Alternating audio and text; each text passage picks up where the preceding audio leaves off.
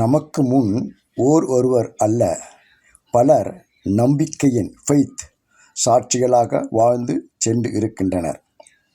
நம்பிக்கை நமக்குள் மட்டுமே அடங்கி வைப்பது அல்ல.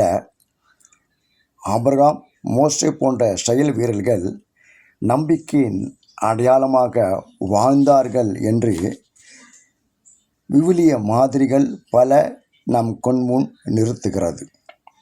இதனை நாம் எபிரேயர் 11ஆம் அதிகாரம் 1 முதல் 29 வரை உள்ள வசனங்களில் பார்க்க முடிகிறது. இது நம்மையும் செயல்பட தூண்டுகிறது. இரண்டாவது, இறைவன் நம் மூலம் ஏதாவது செய்ய விரும்புகிறார் என்பதையும் உணர்த்துகிறது. இவர்களின் வரிசையில் பலர் எதிர்காலத்தின் உயிர்த்தெழுதலை எதிர்நோக்கி தம் உயிரையும் உறைவிடத்தையும் உடைமைகளையும் இழந்திருக்கிறார்கள். கடவுள் வாக்களித்ததை காணாமலேயே இவ்வீரர்கள் மரித்தனர்.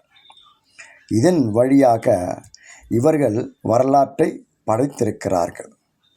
கிறிஸ்துவர்களாகிய நாம் அடிப்படையில் நம்பிக்கையின் மக்கள் ஆக நாம் உலக மக்களின் நம்பிக்கையை வளர்க்கவும் இந்த நம்பிக்கையை நம்முடைய வாழ்வில் செயலில் காட்டவும் நாம் அழைக்கப்படுகிறோம்.